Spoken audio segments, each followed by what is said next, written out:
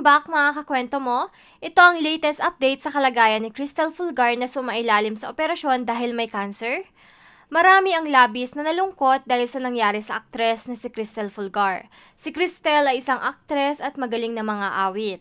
Si Cristel Fulgar ay nakilala sa mundo ng showbiz matapos niyang maging bahagi ng Gowin Bulilit. Kasabayan nga ni Cristel sina Catherine Bernardo, Nash Aguas, CJ Navato, Sherlyn San Pedro, Kiray Cielis, Julia Montes at iba pa. Nagkaroon siya ng mga kilalang papel sa mga palabas sa ABS-CBN tulad ng Got to Believe at Dahil sa Pag-ibig. Nagtapos siya sa University of Santo Tomas ng Bachelor of Arts in Communication Arts noong 2015. Kamakailan ay nasungkit ni Cristel ang parangal na Global Creator of the Year Award sa 2023 Asia Pacific Actors Network Star Awards sa South Korea. Ibinahagi ni Cristel ang pasasalamat niya sa nakuhang award sa isang social media post. Anya, "It is such an honor to be one of the awardees of this year's Apple Star Awards Global Creator of the Year."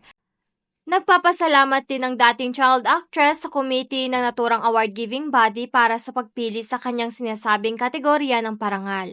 Nagbigay-pugay din si Cristel sa mga sumusuporta at sumusubaybay sa vlogs niya.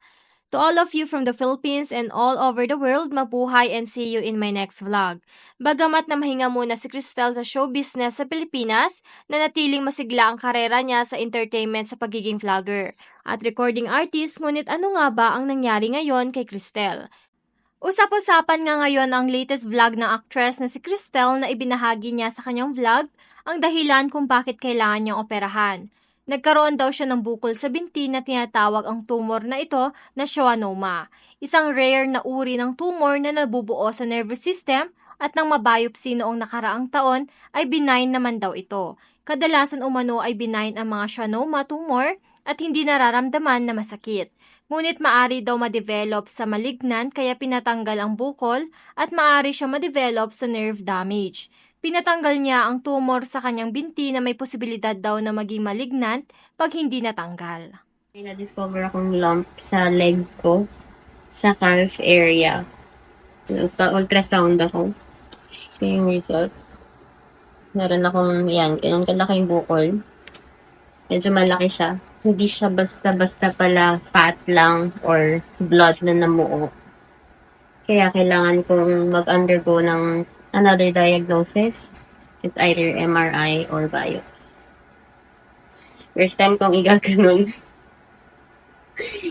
Hindi ko alam na ganito pala nakalala yung sitwasyon. Hindi ko alam. Basta. Ay, ka-stress. Ito siya. After ng muscle ko, meron akong lump dito.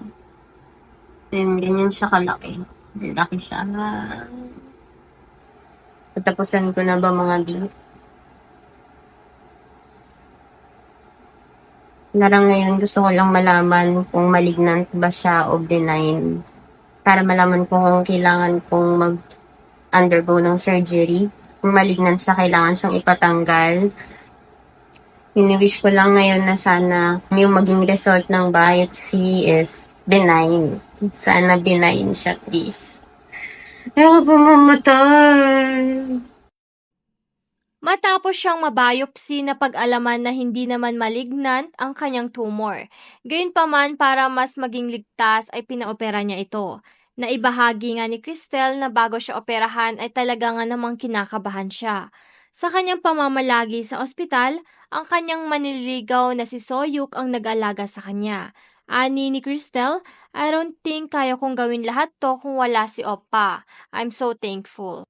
Maging ang kaibigang si Moy ay tumulong din sa pagbantay sa kanya.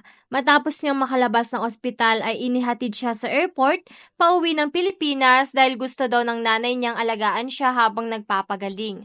Maraming netizens nga ang patuloy na nagdarasal sa mabilis sa paggaling ni Cristel. Get well, Cristel. Praying for your fast recovery. Get well very soon, Cristel. Salamat naman at andyan lagi si Mr. Right. Inaalalayan ka talaga, ang bait talaga at mahal na mahal ka. Get well soon, Cristel. Praying for your recovery. God bless you always. It's such a blessing to have someone na laging nandyan for better or worse. Take care and get well soon, Cristel. We will wait for your next one. Pagaling ka po muna.